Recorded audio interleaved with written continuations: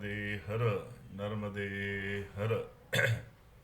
तो मित्रों, बहुत अच्छा लग रहा है आप सबको देख के। यहाँ पे सुमंगल मुझे दिख रहा है, संदीप जी मिश्रा दिख रहे हैं, फिर हमारी नेहा जी धर वो दिख रही है, Shreya S N, Shreya S N भी दिख रही है, और मालिनी तो है ही। तो 44वें भाग में आप सबका हार्दिक स्वागत। और हम लोग नर्मदा परिक्रमा के विषय में वृत्तांत सुन रहे हैं। मैं माध्यम हूँ आप तक मैया जी के अनुभव पहुँचाने के लिए। तो 43वें भाग में, 42-43 भाग में हम लोग महाराजपुर में थे, और महाराजपुर में ननील जी श्रीवास्तव, इनके पेट्रोल पंप पर हम लोगों ने दोपहर में विश्राम किया। वहाँ पे भोजन प्राप्त किया, 2 बार चाय ली, सुबह सुबह समोसा जलेबी खाई। ऐसे वो नलिल श्रीवास्तव। तो अभी चलते हैं मधुपुरी। उस आश्रम का नाम है एक रोटी आश्रम, और वो आश्रम चला रही है गीता बेन।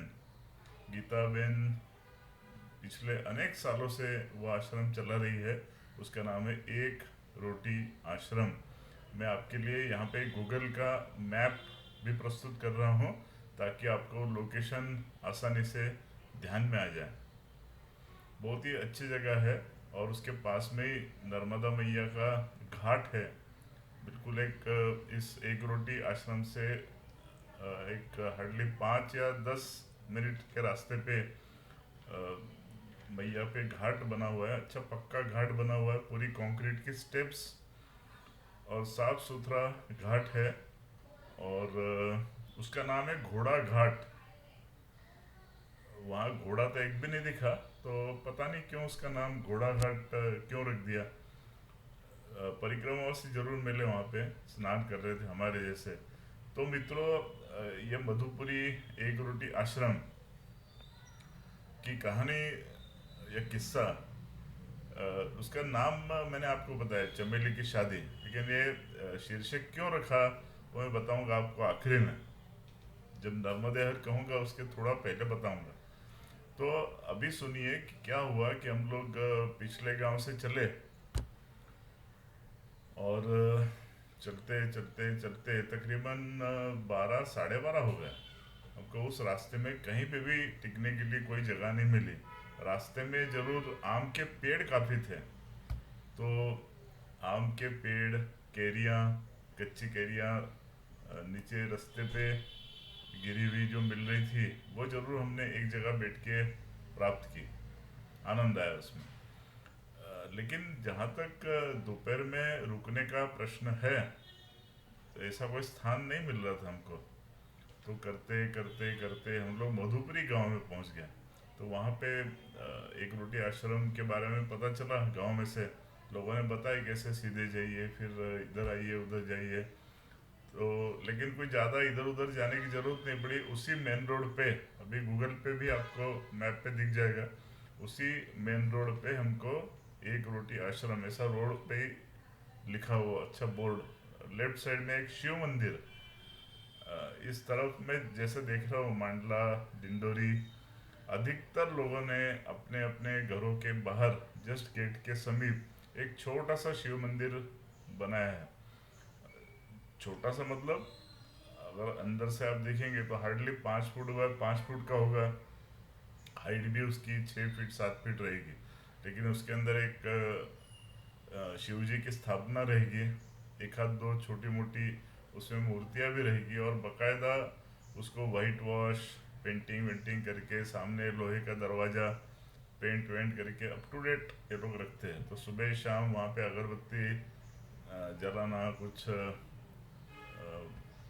जाप जप करना, ये बहुत अच्छा होता है। तो एक रोटी आश्रम में जब हम लोग पहुँचे, उस समय कुछ 12:30 बज गए थे, और भूख से हालत ख़राब हो रही थी। रास्ते में कहीं पे भी चाय भी उपलब्ध नहीं हुई थी। हालांकि रास्ता बड़ा था, लेकिन अब वो चाय, ऐसा मैया जी के क्या चमत्कार रहे, कह नहीं सकते। तो मैया कभी कभी चाहती है कि आज इनको चाय नहीं मिले तो नहीं मिले, कोई दिक्कत नहीं। तो हम जब इस एक रोटी आश्रम में पहुंचे, उस समय करीब पौन बज रहा था, और हम गए।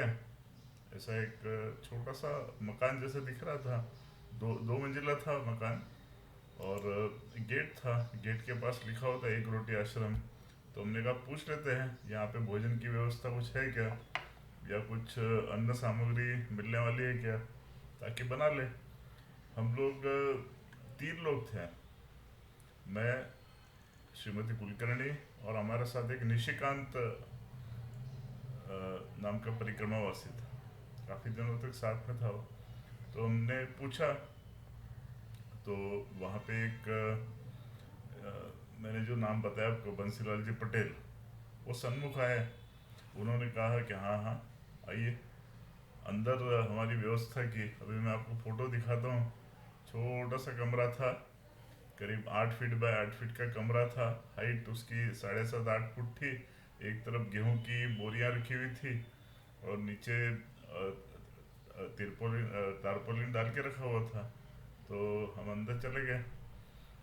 वहाँ पे उस छोटे से कमरे में हमसे पहले ही 2 गुजराती परिक्रमावासी ऑलरेडी आए हुए थे। जो पिछला देवगांव, अभी देवगांव के बारे में आपको बताया नहीं है, मैं बताऊंगा आपको। देवगांव के हनुमान मंदिर में कैसे रुके थे हम लोग, बताएंगे उसके बारे में। तो वहाँ से हमारा परिचय हुआ था, तो वो 2 लोग वहाँ पे ऑलरेडी रुके हुए थे। तो उनके साथ में ही हम लोग भी टिक गए। जगह कम थी, लेकिन दोपहर का समय था। तो उसके बाद वो महिला आई उनकी, मतलब गीता बेन की बहू, वो आई। उन्होंने पूछा अ, जिस प्रश्न का हमको बेसब्री से इंतज़ार था कि आप लोग भोजन करेंगे। तो हमने कहा भोजन मतलब क्या, तो बहुत ज़रूरी है, हमको तो भूख लगी है, ये मन में कहा। तो उन्होंने कहा ठीक है, आपको अभी खिचड़ी परोस देते हैं। तो हम बड़े खुश हो गए, खिचड़ी मिलने वाली है, और क्या चाहिए अपने को। एक बोले आप लोग फ्रेश व्रेश हो जाइए, हम अभी लेके आते हैं। एक 10-15 मिनट में हम लोग सब हाथ पाँव धोए, वहाँ आके बैठे। उन्होंने कहा थाली निकाल लीजिए। तो अपनी अपनी थाली हमने तैयार रखी। तो मैया जी एक तपेला लेके आई, और उन्होंने कहा लीजिए खिचड़ी। अब खिचड़ी तो जैसे अपन अधिकतर देखते हैं खिचड़ी बनाते हैं, एक तो मल्टी कलर होती है, कम से कम 2 कलर तो उसमें होते ही है। तो ये जो खिचड़ी उन्होंने परोसी, वो एक ही रंग की, और वो भी जैसे ही थाली में डाली, वो पूरी ऐसी यहाँ से यहाँ तक बह रही थी। तो बाद में मालूम पड़ा, जिसको मराठी में हम लोग कहते हैं पेज, भात, भात की पेज, मतलब भात में थोड़ा पानी अगर अधिक डाल दिया पकाते वक्त, तो वो ऐसा पतली सी एक तैयार होती है, उसको कहते हैं पेज। तो वो था, उसको वो लोग खिचड़ी कहते थे, कोई दिक्कत नहीं। उसके साथ उन्होंने अचार दिया, ठीक है, अचार, और वो उनके टर्म्स में खिचड़ी, वो हमने प्राप्त की। अब हम तो थोड़ा दिल हमारा खट्टा हो गया था कि अब ये भोजन, लेकिन अब मैया की व्यवस्था के आगे अपना कुछ चलता नहीं है, और कंप्लेंट भी करना नहीं है कोई। ठीक है, जो प्राप्त हुआ है उसकी इच्छा से हुआ है, ठीक है। तो हमने प्राप्त किया, हाथ मुंह धोए, और आके बैठे थे कि उन्होंने हमको बोला कि भोजन बनने में थोड़ा समय लगेगा, अभी आप आराम कर लो। अरे तो अभी क्या, अभी जो था वो क्या था, ऐसा पूछा। तो बोले वो तो नाश्ता था। अच्छा, अच्छा लगा। तो भोजन उन्होंने हमको कहा आप लोग आराम कर लो थोड़ा। तो हम एक आधा पौन घंटा वहीं पे लेट लिए। लेट के उसके बाद उन्होंने करीब 2-2:30 बजे शायद हमको जगाया। बोली बाबा जी मैया जी उठिए, खाना खा लीजिए। और उसके बाद रेगुलर जिसको खाना कहते हैं, उसमें दाल, चावल, रोटी, और कुछ एक सब्जी भी थी। फिर 2:30 बजे ऐसा ज़बरदस्त भोजन हुआ। 2:30 बजे से 3 साढ़े 3 तक भोजन आराम से हो गया। फिर अभी अभी निकलने की बारी आई, तो दो लोग हमारे पीछे रुक गए थे, जागृति और प्रमोद। तो हमने सोचा उनको भी आने देते हैं, उसके बाद फिर निकलने का डिसीजन करते हैं। लेकिन वो लोग आए, तब तो सबका मिलके निर्णय ये हुआ कि आज यहीं पे रुक जाना चाहिए अपने को, उसके बाद निकलेंगे कल। ठीक है, जैसे मैया जी की इच्छा। तो विश्राम वहीं पे किया। अब दोपहर के बाद एक और बाबा आए वहाँ पे। इन बाबा का नाम हमने रखा था अचार वाले बाबा। अब अचार वाले बाबा, क्या रहस्य है? रहस्य कुछ नहीं है। अभी मैंने आपको बताया कच्ची कैरियों का मौसम था, मई की बात बता रहा हूँ आपको, मई 19 की। तो कच्ची कैरियाँ मिल जाती थी रास्ते से जाते जाते, बिल्कुल या तो नीचे गिरी हुई या फिर आप स्वयं तोड़ सकते हो, ऐसी कच्ची कैरियाँ। और तो वो बाबा की क्या आदत थी, वो अपने कमंडलू में अपने अपनी बैग में वो सारा सामान रखते थे, क्या क्या मसाला लगता है, नमक लगता है, मिर्ची लगती है, वो सब सामान रखते थे। और उनके पास ऐसा बारीक काटने के लिए छोटा सा औजार भी था, एक लकड़ी का छोटा सा प्लेटफॉर्म कहिए या लकड़ी का ब्लॉक, वो भी उनके पास में था। तो खटाखट जहाँ पे भी उनको कैरियाँ मिल जाती थी, जहाँ पे जिस आश्रम में रुकते थे, उस आश्रम में रुक के तुरंत वो एक अचार बना लेते थे। बहुत ज़्यादा नहीं, एक दिन चले, 2 दिन चले, इतना अचार वो बना लेते थे और वो सबको देते थे। ये खासियत थी। तो वो अचार वाले बाबा भी आ गए। तो शाम को फिर कुछ खास गतिविधि नहीं थी, लेकिन शाम को ये जो अचार वाले बाबा थे, ये खाना बनाने में बड़े निपुण थे और उत्साही भी थे। तो रात का जो खाना बना वो इन बाबा जी ने बनाया। हम लोग सारे उनकी हेल्प के लिए इधर उधर से लकड़ियाँ लाना। तो बाहर जो आंगन था इनका आश्रम में, एक रोटी आश्रम के बाहर आंगन में चूल्हा जला है, लकड़ियाँ लेके आए वहाँ पे, तपई। और रात में फिर इन बाबा ने खाना बनाया।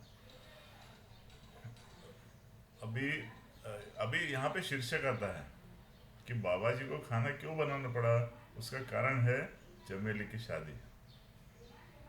बोले चमेली की शादी का क्या संबंध है? तो ऐसा हुआ कि जिस गांव की बात कर रहा हूँ मैं, मधुपुरी गांव, उस गांव में कोई शादी थी और पता नहीं उस दुल्हन का नाम सही में चमेली था या नहीं, लेकिन मैंने नाम रखा चमेली की शादी। तो इस घर के, मतलब एक रोटी आश्रम के घर के सारे लोगों को उधर न्योता था। तो उन्होंने कहा बंसीलाल जी ने कि हमको तो शादी में जाना है, तो आप रुकिए यहाँ पे। तो बल्कि वो रुक रहे थे और वो कह भी रहे थे कि आप चाहो तो मैं खाना बना के जाती हूँ, ऐसा उनकी बहू ने कहा। लेकिन हमने कहा हम लोग सब लोग हैं तो हम लोग अरेंज कर लेंगे, कुछ मैनेज कर लेंगे। तो इसलिए फिर हमारे जो अचार वाले बाबा थे, उन्होंने मस्त बैठ के सबका खाना तैयार किया। और ये जो घर के लोग थे, एक रोटी आश्रम के, बंसीलाल जी पटेल, उनकी श्रीमती, उनके बच्चे, वो सब लोग गांव में गए शादी के लिए। और रात में लौटे, कुछ 12 12:30 बजे ये लोग लौटे। जब तक हम लोगों ने बाहर खाना वाना बनाया और उसके बाद फिर हम लोग सोने के लिए गए। और वहाँ पे एक और मज़ेदार चीज़ हुई कि आप जिसको गिरगिट कहते हैं ना हिंदी में, मराठी में कहते हैं सरडा। तो वो दोपहर में एक सरडा वहाँ पे आ गया था, जो मैं आपको अभी फोटो दिखा रहा हूँ। वहाँ पे एक सरडा या गिरगिट वो अंदर आ गया था। अच्छा फुल साइज का था वो। तो देखा हमने उसको, अभी उसको भगाने की कोशिश की, लेकिन वो कहीं गेहूं की बोरी के पीछे जाके छुप गया। अभी उसका फायदा ये हुआ गिरगिट के आने का कि वो जो दो गुजराती परिक्रमावासी वहीं पे डटे हुए थे जब हम लोग गए, उन्होंने ये निर्णय लिया कि हम लोग तो ऊपर छत पे सोते हैं। तो वो दोनों ने अपना सामान वामान बटोरा और वो सीढ़ियों से छत पे चले गए। तो नीचे खाली मैं और श्रीमती उस वरांडा कहिए या कमरा कहिए, वहाँ पे हम 2 लोग रुक गए। और इस बीच बंसीलाल जी ने भी बोला कि अच्छा, गेहूं की बोरी के पीछे अगर वो गिरगिट है तो मैं बोरियां उठा देता हूँ। तो बोरियां भी उठवाई उन्होंने, लेकिन उसके पीछे वो गिरगिट महाशय कुछ मिले नहीं। वो पता नहीं अंतर्धान हो गए या कहीं पे गुप्त हो गए, या उनको पसंद नहीं हमारी कंपनी, तो वो चले गए। तो वहाँ पे रात में उन्होंने, बंसीलाल जी ने मस्त कूलर, वाटर कूलर का प्रबंध किया और ठंडी हवा आती रही। ऐसी रात गुजारी। फिर सुबह सुबह एज यूजल 3:30 4:45 हम दोनों जागृत हुए और प्रातः विधि निपटाई। वहीं पे अंदर मस्त लैट्रिन था पीछे आंगन में, और सामने रोड भी था। तो फिर मैं और प्रमोद बाहर रोड पे निकल गए और निमटा के आ गए।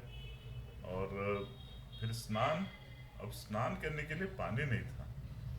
अब ये जितने भी हम लोग गांव में अभी जा रहे हैं, डिंडोरी मंडला इस तरफ, हालांकि मैया है गांव में, लेकिन घर घर में ऐसी पानी की कमी महसूस होती है।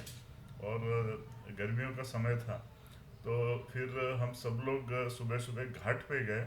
मैंने बताया आपको, घोड़ा घाट पे गए। बिल्कुल नीट एंड क्लीन घाट है। वहाँ पे जाके स्नान किया। स्नान करके वापस आए मधुपुरी गांव में, इसी एक रोटी आश्रम में तैयार हुए। पूजा आरती संपन्न की, उनको कहा नर्मदे हर, और वहाँ से आगे चले। थोड़ा एपिसोड लंबा हो गया और आनंद आया होगा आपको। तो बहुत बहुत धन्यवाद, आप लोगों ने सुना। तो नर्मदे हर, नर्मदे हर, नर्मदे हर, नर्मदे हर। देखिए आपको एक रोटी आश्रम यहाँ पे दिख जाएगा। और यह है प्रमोद, निशिकांत, जागृति, पीछे गेहूं की बोरियां, और आप है बंसीलाल जी पटेल। इनके घर में हम लोग टिके हुए थे। इनका ही एक रोटी आश्रम है। और इस फोटो में आप देख रहे हैं निशिकांत जोशी फ्रॉम पूना। तो चलिए, नर्मदे हर, नर्मदे हर, नर्मदे हर।